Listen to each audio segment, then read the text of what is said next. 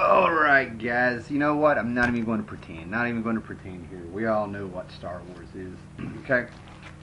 You know, Star Wars, it's going to be a little bit of a different review because, like, basically this is going to be kind of like a recommendation. And I'm really hoping that it's kind of for, like, hardcore Star Wars. The difference between Star Wars and a whole lot of other movies and comics and stuff is that Star Wars sort of became part of our everyday culture. All right, you kind of like with the movies and with like childhoods for people that are old enough like that, and kids who grew up after it and stuff. You kind of had before Star Wars and after Star Wars. Okay, and it's survived all these years and stuff. And while I'm recording this, you know, there's a lot of events going on in comics, and I'm afraid one's going to get overlooked. Okay, right now we got like the DC 3D covers going on. I don't know if that's going to show up. We got a couple of those. We got the Forever Evil. I mean, really, there's Sandman's coming by Neil Gaiman. A lot of great stuff's coming out. But one of the things that's kind of getting overlooked um, is the Star Wars, however you want to say it, right? 8-issue miniseries that's starting up by Dark Horse. Okay. Now, what's significant about this is that Star Wars has been around for a long time, and over the years, George Lucas has gotten there, as technology has become available to him. A lot of the stuff that he was actually kind of pioneering because of the way he wanted to make movies and to see his, the movie in his head come to life, his dream and stuff like that. This is sort of like for the completist, right? When you do a review of a book, usually, there's things to look at like, is there a message in it, or is it making a statement about the times, what's going on around, in history around the time the book came out? Autobiographical, is it a little bit more about the author, what's going on with the author's life that you can pick up in the series? And then there's the books where, it's self-contained, it's the work by itself. Well, this is completely different. If you're a Star Wars fan, this is kind of like being able to go back to the beginning and see where it all came from. What was the original vision there? Okay, because the 8-issue miniseries takes the original script that George Lucas had made, which what I heard was unfilmable. It's like he just put out all his ideas; they just all came out, and then it's sort of like he had to rewrite things and change things, and then he had to give up some things because of budget reasons for the Star Wars movie when it finally came out and stuff. So it's kind of like you're getting the puzzle that we've already seen put together, and now it's all broke up, and we get to see it put together in a different way. So I read this. This is the first issue. There's going to be 8. This came out, first Wednesday in September here of 2013. And I got to tell you, man, I really liked it, but I don't think it's going to blow anybody away. This thing, in my opinion, is going to be read better as a whole, all 8 issues together. And if you know the Star Wars movies, the original trilogy, the New Hope, Empire Strikes Back, and Return of the Jedi, and you get to see the pieces how they got in there. Now, what I picked up on here when I read this stuff is when George Lucas was coming up with Star Wars, he was kind of beckoning back to the old serials of Flash Gordon and stuff from the 30s and 40s, Buster Crabbe, that sort of thing, back in there. The things with the cliffhanger, the all the action that was in him, in that sense of he was going for the marketing company was going for the nostalgia. I mean, if you look it up, the original Star Wars marketing campaign was like make you feel like a kid again and stuff. So as I read through this, man, it's like Luke Skywalker is much older. Luke Skywalker was a very important character to Lucas because it is his namesake, Lucas, okay, stuff like that.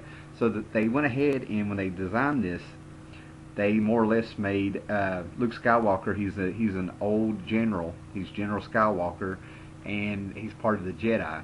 And it turns out the Jedi are being hunted. The Empire has taken over. There's a lot of differences there. And I know it's not going to show up, but right here, this is going to be Han Solo. Okay, he's a big green, alien in this one. And back here, this is the original Chewbacca. It looks like he has the mange, if you know Chewie. And other characters. C-3PO is based on the robot from Metropolis, the 1927 Fritz Lang silent movie and stuff. So he walks around like that. R2-D2 walks around. He actually has speaking parts in here.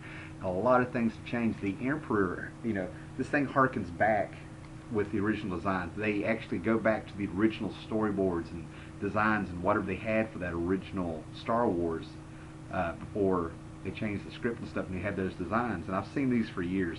I remember hearing about the original script and seeing some of the designs when they started promoting Return of the Jedi, what it was still called Revenge of the Jedi, and that's when I remember started hearing it and stuff. So they, in the back of the book, they actually kind of give you some of those original designs and stuff, and I'm hoping to get to the character designs that are in there. Some of the things that you'll see in this is that, like, you'll know these moments if you know your movies. You know, what we got here is we got the Starkiller family. That's their names, right? We got Kane Starkiller, who I think is sort of the Obi-Wan. He's got a son named Anakin Starkiller. And what I've liked is he's got a son named Deke. And this is going to be a spoiler alert for this first issue. So, you know, I'm going to pause here for a minute and let you skip ahead if you don't want to know what happens in this. Alright. If you go back to episode 1 that came out, Deke actually looks like a young Luke Skywalker, but if you think about it, he looks like a young Anakin Skywalker from that movie, and he dies in this. And I'm just kind of wondering if that was a nod there. But anyway, spoiler over there. But anyway, you start seeing some that's got that recycled feel in the way the characters are designed with their clothes and stuff. You see they have the headgear, and they have the goggles and stuff like that. And that kind of harkens back to the Flash Gordon. You know, so there's a lot of Flash Gordon influence in this. And they actually show the Emperor. The Emperor looks really different in this. And the Emperor actually looks a lot like Ming here. I'm trying to find a young Ming. Yeah, just more hair. But, you know, the original Emperor actually looks like Ming, in my opinion, and stuff. And that's what's kind of cool about it, is going back. Flash Gordon from 1980 is one of my favorite movies because at that age I didn't get to see Empire in the theater. That's a whole other story I've told before. But I got to see Flash Gordon, and I was able to put together, you know, what was going on here, what kind of came first. And when Luke goes looking for R2, and he looks down and he sees some, I don't know if they were banthas or something like that, and the first sand person jumps up and ambushes them. It's in here. It's the same scene, but it's different characters. Kane Starkiller and his son Anakin Starkiller are going out looking. I think they're called laser swords instead of lightsabers. Okay. And Darth Vader has no helmet in this one. Completely, it's still Darth Vader, but it's a completely different character. Leia pops up, but we're getting the idea about her. Completely different family, what's going on with her. And if you watched, see if it's in here. If you watched where in the 90s, where Star Wars The New Hope was re-released in the theaters, you got to see Jabba the Hutt, who's a great big huge jovial man with a fur coat. Well, in this one, he's in here, but his name is Antilles. They used the same design, and we find out who he really was, okay, in the original script and the character designs. That was the original Antilles, and that's where they got the name Wedge Antilles, you know. That's what I mean. This is one of those things where I can go on and on about Star Wars. You can kind of put it together in different ways. Right there's the Emperor, actually. Like I said, he looks a lot like Ming, in my opinion. But, and I just didn't want this to get overlooked. This isn't so much like a comic review. I'm not really telling you to go out and get this as a comic book collector. I'm saying if you are a Star Wars fan, you may appreciate seeing where it all began. There's Darth Vader. And the whole idea of, you know, the mechanical bodies and the arms being cut off and stuff like that, that's in here. But, you know, we come to find out here towards the end that our Kane Starkiller and stuff, turns out, you know, he's got the robotic parts and the chest piece from Darth Vader. Turns out the only thing human left on him is his head and his right arm. And he's begging for General Kenobi, General Skywalker, who looks like George Lucas, to finish training his son in the Jedi ways, because there are very few Jedis. A lot of people are convinced that there's our Luke Skywalker.